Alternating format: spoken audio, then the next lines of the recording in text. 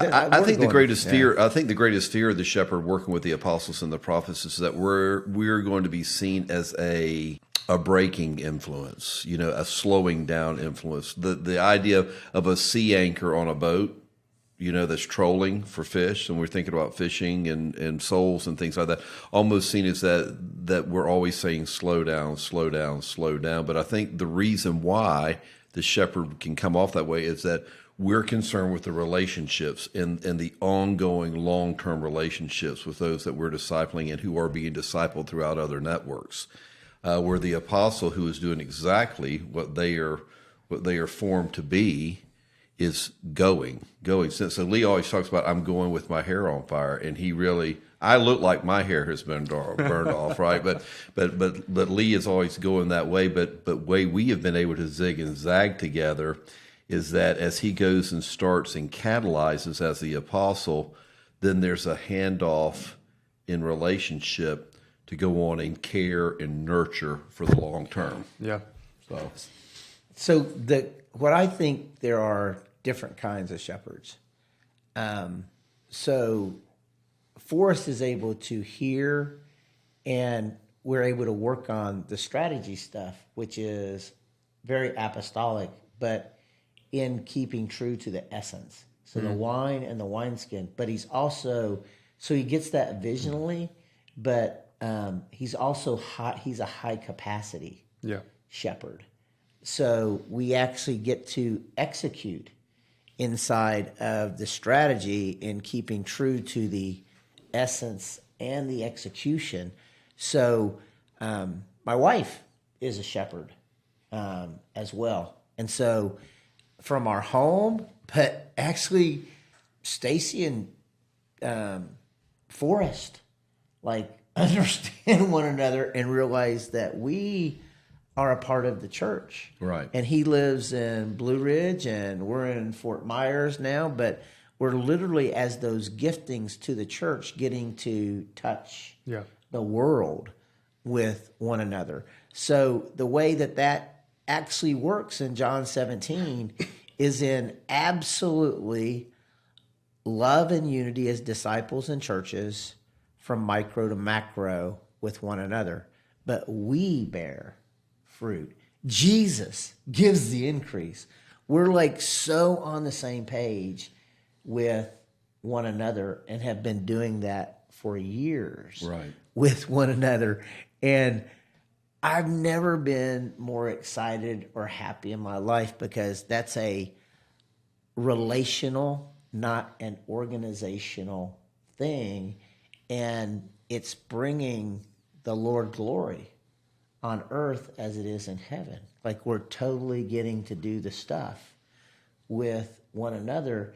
And interestingly, I want people to understand. Yeah. I want people to get it.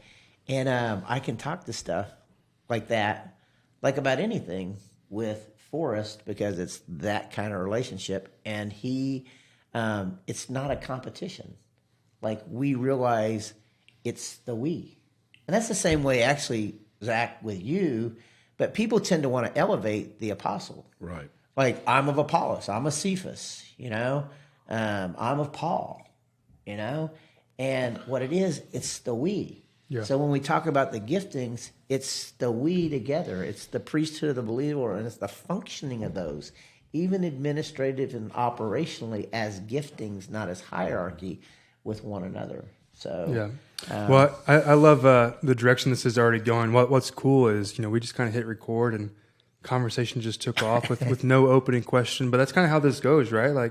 As the Spirit leads, you guys are just already sharing so much about a shepherd in movement, the shepherding gift in movement, in relation with other people, in relation to their own gifting, how it works within the church body.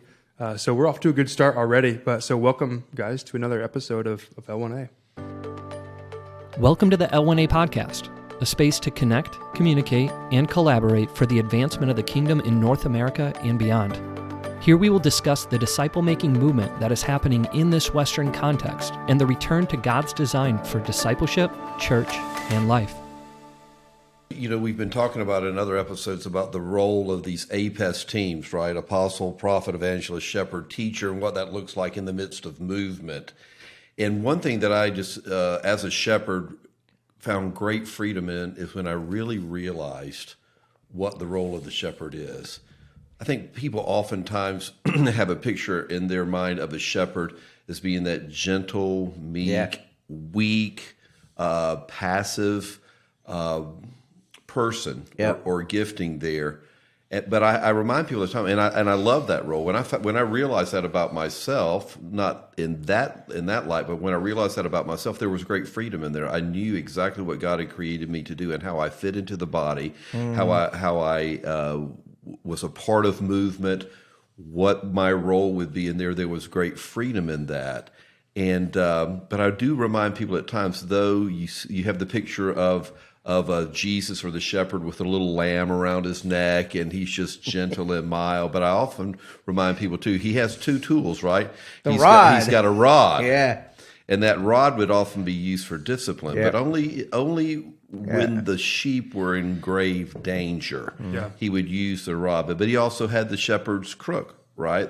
Sometimes you have to grab somebody by the neck and pull them back from dangerous situations. So in that, as we move forward with that, we have to realize as shepherds that not to be intimidated or feel less than maybe the apostle or the prophet, the visionary, the catalyzers, the creatives that get out there and realize that we are working together as a team. It is about the we. And so I can rejoice in how I serve my brother an apostle, my brother a prophet, how I serve them in the midst of that, what that role is. And when we bring those things together, it's incredible. Yeah, so two things about that is, one, most immature, I would say, apostles and actually go so fast that they're always going wide and they're starting things, and they don't slow down enough, to actually work with the shepherds inside of movement to see something emerge, like a church of churches, and to actually steward those relationships to see something grow. I think that's a big challenge in the United States with regard to movement, is that apostles understand all these things. They get some stuff going, and then they bail. They bounce to somewhere else. And particularly in a Western context, let's bounce to this other country, where stuff needs to be going. But you can't pass on what you don't possess. And so if you want to see the emergence of a church of churches, certainly city to city, in a Western context that's scaling and sustainable, you have to stay in your work in your own backyard. So Forrest will remember, because we've been walking this way for a while, that I didn't go anywhere except two places, Japan and the first trip to Africa in 2016, because Curtis said, hey, you got to take care of your own backyard. Right. So I think the vast majority of people are gifted as shepherds and teachers. And then another challenge is we use apostolic tools inside of multiplying disciples and churches. Apostolic tools that are really good for apostles, that aren't great for shepherds. And so actually I think one of those tools that we've seen and are using now with shepherds are the trauma relief and healing hope tools that actually can be used great in all facets of movement, but that are much more helpful, as opposed to, you're still going to share the gospel, but they can do that relationally with their spheres of influence in places that the apostle did catalyze. Right. And relationships that emerge, and you can see it grow. So my buddy Chris Lentz in Houston says we have to have both a growing and a going strategies as those APES that's good. teams. And so we need to see more growing and people apostolically working with the shepherds in our own backyards and have that growing strategy. And that means that you got to take time with one another. So Forrest and I have been, for the most part, trying to meet weekly with one another for probably about 8 years now. Right. And That's depth. And I can say the same. That's right. And it's important that you do that. So a couple comments here. One is that the idea of the shepherd as that nurturer, or as, it's like we're like a field medic. So in the midst of casualties happening within the movement, you're there to bind up the wounds, right? You're there to put the healing ointment on that, to make sure it's clean and it can be restored to health. So they're that field medic there. So when we talk about things like trauma healing and hope groups, great opportunity for shepherds to be involved in movement. Secondly, as the apostles come and catalyze, or they start the fire, so to speak, of movement, as they move on to the next place, being sent and being obedient to the call in the way that God's gifted them, I see the role of the shepherds and the teachers in a lot of ways is that we're there to keep stoking that fire. Yeah. We're there to put fresh wood on there. Amen. So when Paul talks to Timothy, like stir up those things that are within you, that there needs to be a fresh wind blown on the sparks there. Don't let that go out. Those shepherds are there to keep that fire stoked and to keep it growing. That's so good. It sheds light and warmth to the growing network there. And that so blesses the apostle. Yeah, it does. Because it's not like they're looking to you or you have to own every piece of that, because that's not the way that you're wired. We need one another. Can we talk about a minute, though, so here's a massive mistake that I made at first, is I saw people that were gifted operationally and administratively and just beginning to walk these things out, okay? And they were definitely shepherds and teachers that had the gifts of administration, right? But they didn't have the capacity. So that's what I meant by, like, for Forrest, like, if you apostolically try to slot people into places because you see this thing and you really mean well, we damage people. Apostles can really damage people, immature. And I had to learn that. Like, I failed. Like, I hurt people because I saw all this but they didn't have the capacity to do what Forrest has. So you have to look at both capacity and gifting in collaborating with one another. So I'd be interested in both, what you guys would talk about that, because we've actually run into the same thing in collaborating with one another with similar giftings. So you're saying as apostolic gifting that you failed at shepherding well? Absolutely. Yes, Yes. I've tremendously grown, though, man. I have grown, man. Yeah. But somebody actually thought that I was a shepherd the other day. They didn't know me very well. Yeah. No. But praise God, that they see that. So Linda Tuba, by the grandma of the movement, she says, "You're my shepherd, Lee." Like, you're so wrong. Well, let's step back for a second. Even as we're talking about shepherd in the midst of movement, we can't talk about that without talking about what it's not. And so as we think about the shepherding gift and function, rather than what is commonly seen as a position, can we just speak biblically? What is a shepherd and what is it not? Well, I can jump in on there. I think the shepherd is a nurturer. They are a protector. Maybe not on the same level as the teacher with hard guardrails. They are a solver of conflicts. Yeah. They are a feeder of the flock. They are a waterer of the flock. I just think about when you think about the 23rd Psalm. Yeah. The shepherd that is leading out. The shepherd is the gate to the sheepfold. Yeah. The shepherd leads the flock to water and to food. The shepherd protects them from the wolves coming in, so they are that way. Are they the ones who initially bring the whole flock together or catalyze the flock? No, I don't think they're that way. Now, as we talk about these gifts, I believe that every Christ follower has some measure of these giftings in them. But we're talking about that one that is a primary shepherding gift. That's what they do. And I have to learn to work along beside the apostles, not feel less than, that I might not be the catalyzer. I might not be the evangelist. I might not be the visionary as the prophet would be. But I have to realize that my role in supporting those and the teacher is one of doing the things that I just mentioned there. So that's what I believe the shepherd is. Yeah. And even just briefly going back to the scripture that we often reference in Paul's epistles, but just how the apostle and prophet lay the foundation, the evangelist, shepherd's teacher, they build upon that foundation, but both of them are nothing. Only God who gives the increase. And another way you could say that is they're of the same value.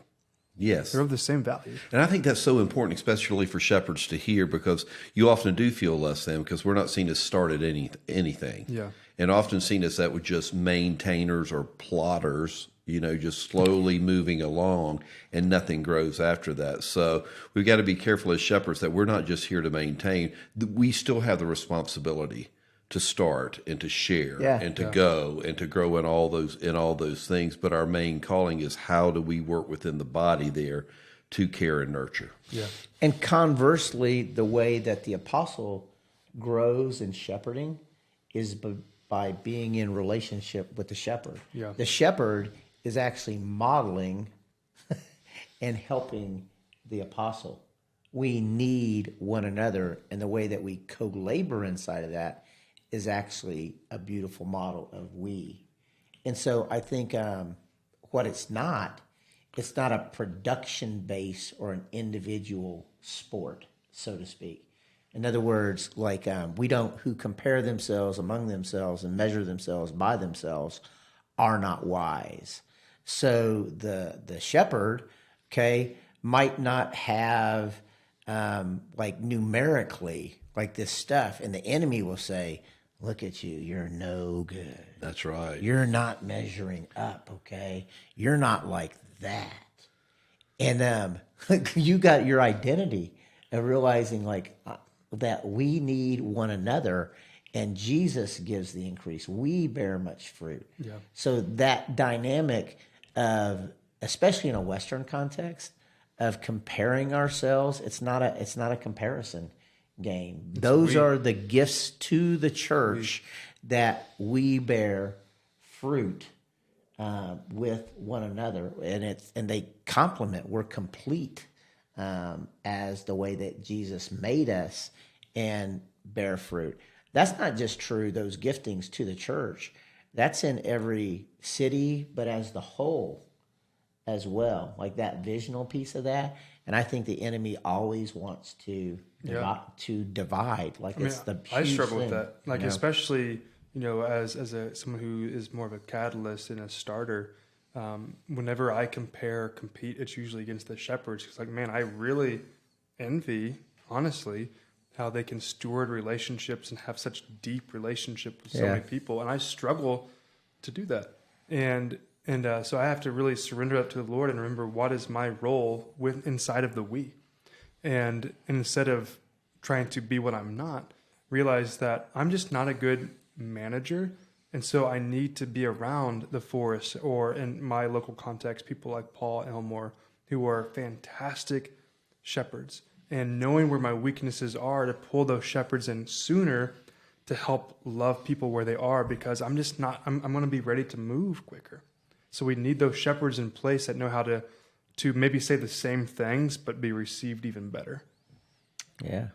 I think waiting, running, people make mistakes. If you're skiing, you fall from being over your skis, or you fall from being behind your skis.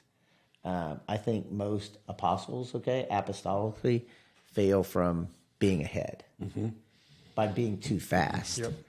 Yep. Shepherds help them. That's right. They help them be able to ski, and to be able to ski longer before falling down.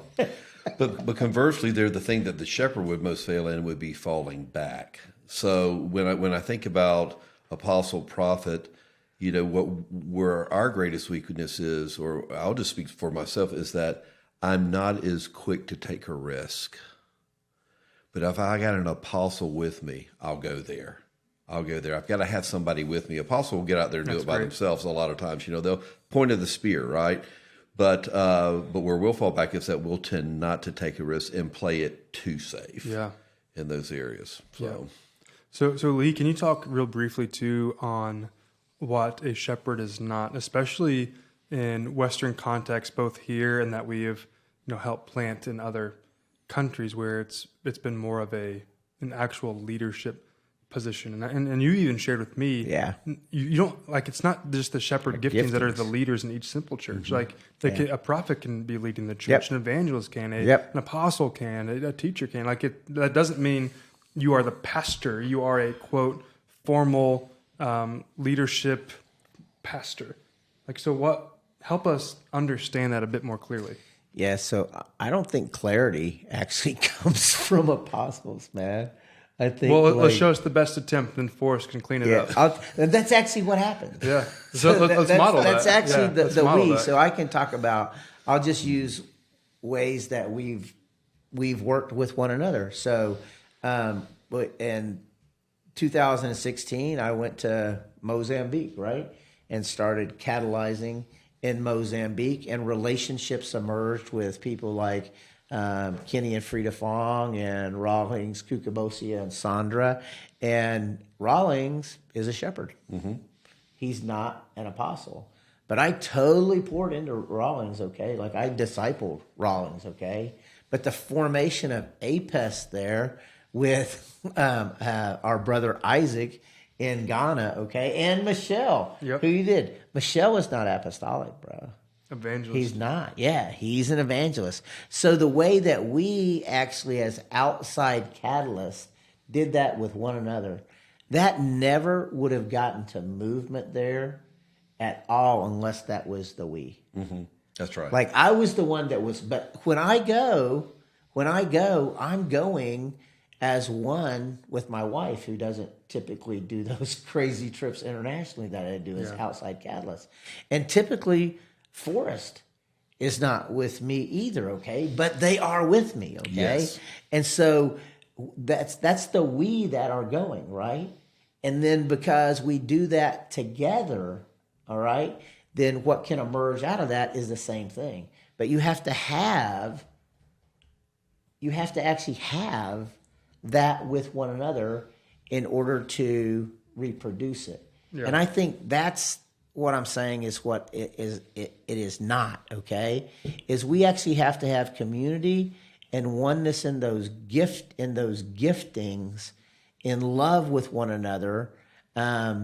We have to have that as disciples of Jesus and churches in order to reproduce it. And I think a lot of other things that aren't the essence of what we're talking about, we know how to do those things mechanically and from a production based. And I don't think that those things will last, bro. Yeah. I don't think it's the very essence of what we're talking about. Yep. Because the essence is really important to the apostle. Mm-hmm. Hey, the way that he carries it out, that's the wine. But the way that he carries it out, okay, that's the strategy piece. Yeah. The shepherd gets both of those. The shepherd understands the apostle. The shepherd understands the essence of what it is, and they complement one another in executing the strategy piece of that with one another.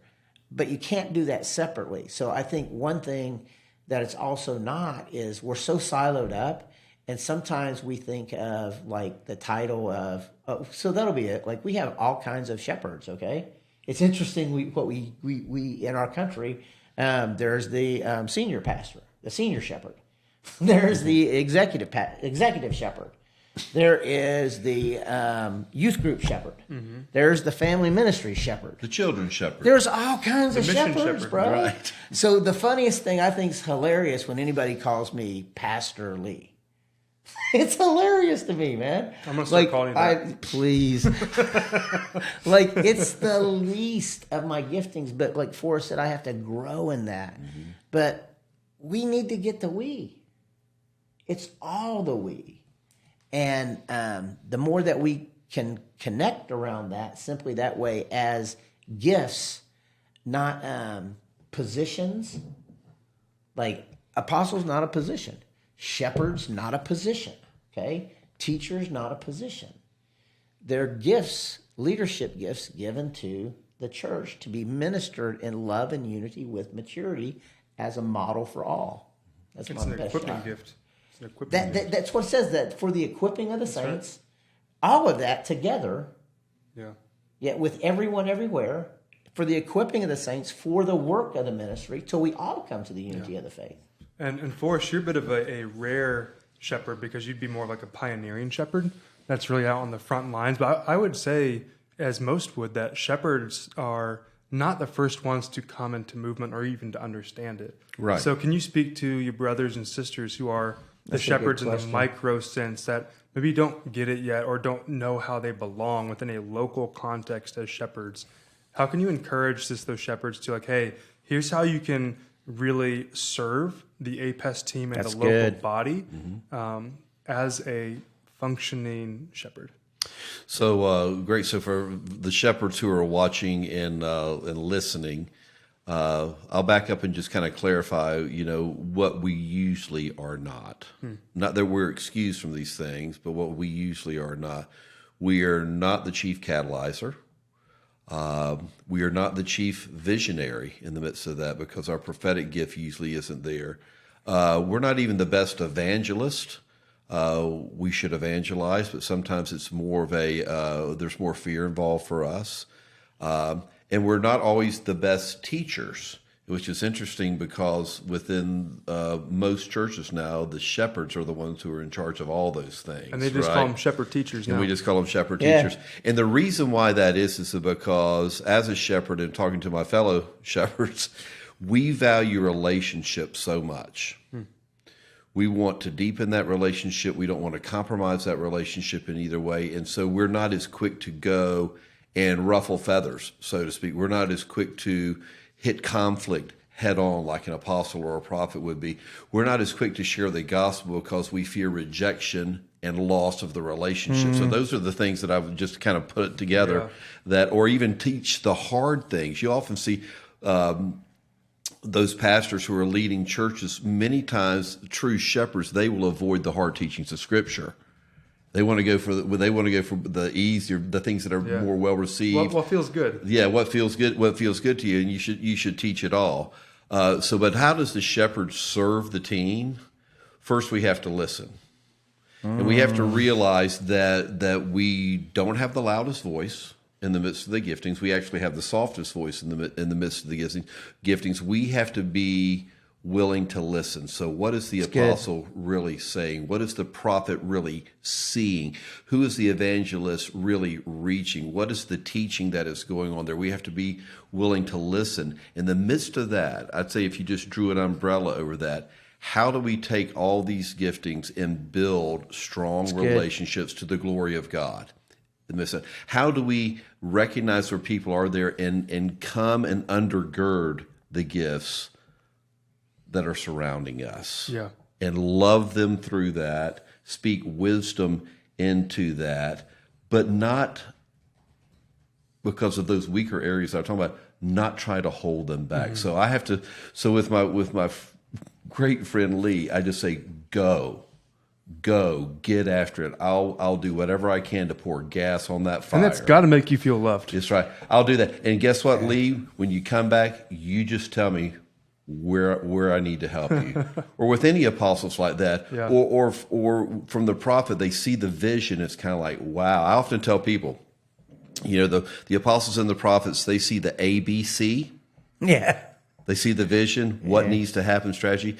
Then they see the X, Y, Z. They see the culmination of the vision and the strategy. So we have the letters D through W. That's so good. Shepherds, that's where we come in. That's really good, man. We come in the D through the W. So my great joy as a shepherd is to be able to take the vision of the prophet, to take the starting of the apostle there and say, how can I help you, brothers and sisters, get from ABC to X, Y, Z for the glory of God the Father? That's the role that we play. So apostolically to that, apostles have to stay long enough, okay, to connect, communicate. Don't hand off too quick. You actually have to have that relationship in love and unity and working together, okay, before it can go someplace else, man. Yeah. And so I'm just talking about a Western context here, what we've learned over 10 years. From a movement perspective, I think in North America, we're like not that far along compared to other movements, okay?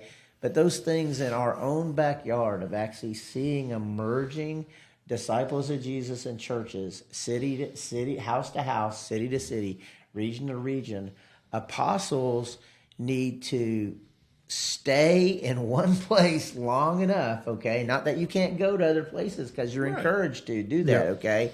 But you got to see the emergence of that church of churches, okay? That network of churches that can scale and sustain and be from city to city. So because we did that with one another, that's part of the reason after 10 years of actually going through the training cycle of model, assist, watch, and leave, that I can actually not just be an outside catalyst into other countries, but I'm empowered, I'm encouraged, I'm strengthened, and I'm able to be sent to another city from Tampa to Fort Myers. But I think the training cycle inside of the development, the maturing of those gifts with one another, that has to be modeled in our context. Yeah. And a major mistake, like just in sharing, just trying to be transparent on the podcast. At first, I did immature apostolic gifting. I went really wide and not deep with a few, okay? Yeah. And then I constantly wanted to leave because they weren't getting it, Like, why don't you get it, And we can't be sent well if we're not shepherded well. Yeah, and so that's good. So that's that true. They had to. So the fact that who needed to actually mature inside of that wasn't the shepherds. Yeah, it was the apostle. Yeah, I think in something I just said that you can't be sent well if you're not shepherded well, especially. Thanks, man. Especially in the West. We are an individualistic society. Mm-hmm. We don't like being told what to do. Like, hey, we're red-blooded Americans. We elect who we want, and we're a democracy. So ultimately, we vote, we make the decisions. And I'm not bashing that at all. In fact, like, I love that. I love it. However, in our society, one thing we have forgotten is authority and kingship and that type of element. And so we naturally, because of who we are, rebel against any type of authority and automatically assume it is bad. Mm-hmm. And I think one area and some ground we need to regain is mutually submitting to one another, but also submitting to leaders, like Hebrews 13, like, and do it joyfully. So it's not like it's disadvantageous to you. Screwed up that word, but you know what I'm saying. But it's relational, and that's the piece that's hard for us too, because we think in hierarchy, we think organizationally and not relationally. Yeah. And so that mutual submission, or even being able to admonish one another, is recognized authority, right? Mm-hmm. And so it's voluntary. Yeah. Mm. And so we actually build the infrastructure, though, in a way that, hey, it's not going to be that way among you. Yeah. He that's greatest among you shall be servant of all. So the maturing into those levels of leadership inside of your gifting where you submit to one another, that's a whole different, that's an upside down kingdom from what's actually being modeled from us in our overall context as a nation. And that's one reason of the challenges in North America. You touched on one another podcast is selfishness, okay? Mm-hmm. But not just the prevailing model of church as we know it, but the whole prevailing model of our culture. Just culture, the inertia of our culture for something that is really the opposite of the kingdom. And we just need to be honest about our culture. Like, we know as we go to other cultures, we easily see the flaws, right? And we need to have eyes to see the good in every culture and the flaws in every culture. And it's always hardest to see the flaws where you are. Yeah. And so I think it's important as we have these conversations about the culture, the prevailing model of the church, that they're not coming across in a negative sense, but in an honest sense of like, hey, we all have flaws. Every culture, every person, every team. And so like it's okay to talk about them in a sense of like, let's get to solutions together and let's build each other up. But there again, another necessary role of the shepherd in the midst of this conversation. Exactly because if not, it can come off harsh or unloving or terse. That's exactly That's right. why the apostle, because that's how the apostle comes off. Apostles are viewed as... And how often are we told that? What's your angle? Like, what are you trying to get something from me when actually, like, man... No, I really want something good here. Okay, hey, like so your motives. Like I actually love you. Yeah, exactly. It's just I'm having a hard time showing it sometimes or saying so that's why we need one another so much. It's like I've shared this with Forrest. And I've shared it with you, Zach. It's like people are like 3 different kind of textures. Yeah, like there's like sandpaper. Okay. And there's like loofahs, like the thing that you bathe with, okay? And which is not as rough as sandpaper, okay? And then you have like cotton balls, okay? Apostles can be like sandpaper, man. And like I'm not really much of a cotton ball at all. Not a lot of shepherd, okay? But I can get to loofah, I think. Yeah. But Forrest can be like all of those things as a shepherd, actually, which is kind of cool. But like where he's like so good for me is because he gets essence and execution. That's really helpful for me, okay? But then I see the cotton ball too. Yeah. And I'm made better because what I found out, when sandpaper rubs up against cotton ball, you know what happens? Cotton ball rubs off on the sandpaper, man. Wow, attaches to the sandpaper. That's right. So that actually has helped me so much. I like that. Man. Yeah. Does sand get on the cotton ball? No. That's good. I don't know. You can try that at home. Go get a cotton ball. That's not going to work. Piece of sandpaper. I know this isn't the episode. It's imperfect illustration. This isn't the episode for the apostle, but while we're on it, like I think we need the sandpaper, right? Just don't be a brick. Yeah. So, and here's the encouragement for the shepherds in the midst of that. When you realize your role in that you do have so much to bring to the body. When I hear about things that my apostle team members and friends or my prophetic team members or friends, I feel like I've had a part of that. Yeah. And I rejoice in that. Man. I rejoice in that. I hear, Lee says, hey, let me tell you what's happening. You tell me what's happening. So it's like, I want to be a part of it, so how do you want me to be in that? And sometimes it's like, I'm going to get you on a call. I'm going to tee up an email. Hey, I want you to go with me to this place. And as he's nurturing that initial relationship, he brings the shepherd in early and says, okay, I want you to get to know him because he knows that's going to go ahead. So that's a pro tip right there. Yeah. So I want to involve the shepherd early. So I want to talk about this and not to embarrass her, but like the back side of, and I'm probably thinking Kristen Chapman, okay, is more shepherd. You got her smiling right now. And so the way that she actually serves the Love One Another podcast and so many other ways of things that people can actually hear and see is like, man, we're like basically helpless without her.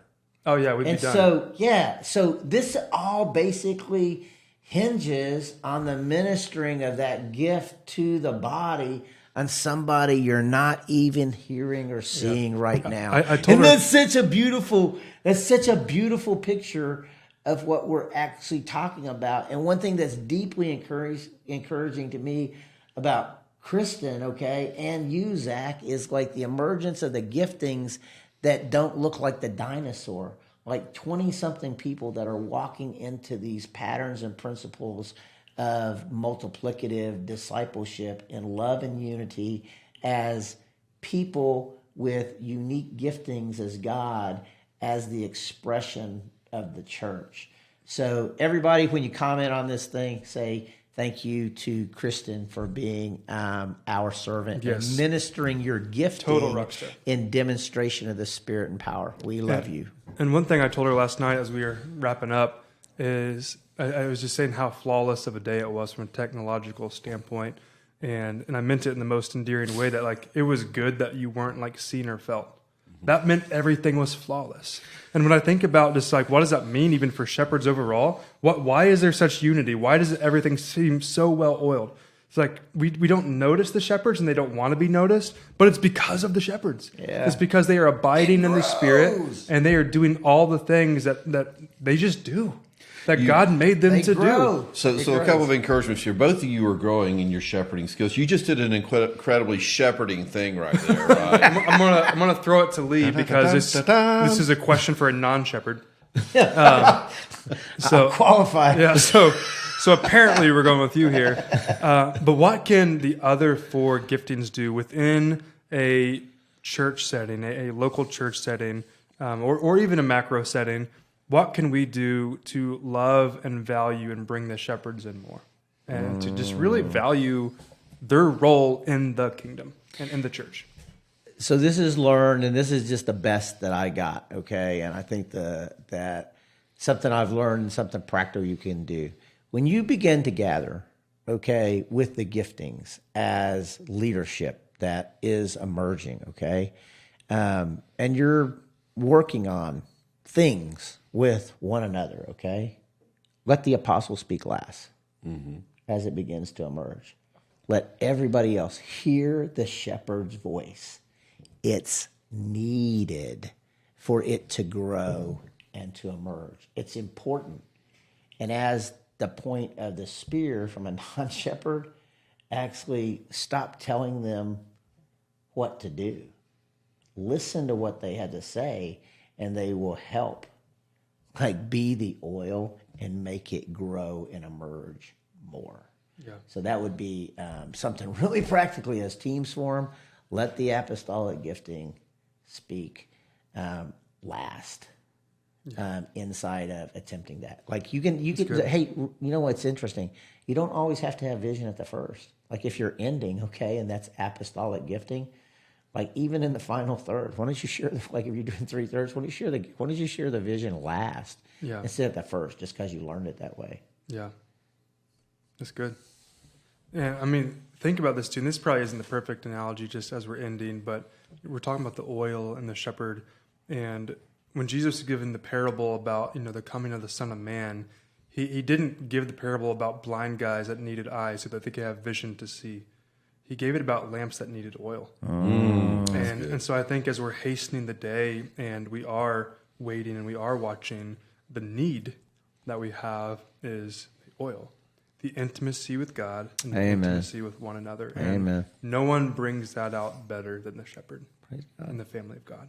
So Lee, Forrest, rich, fun, enjoyable, hopefully really beneficial episode today. I know it was for me, and I'm sure it will be for other people, but love you guys so much. Love you guys. Love you too. Love you, Forrest. Thanks for being my Grateful shepherd. to co-labor. Thanks for being my shepherd, man. You got it, man.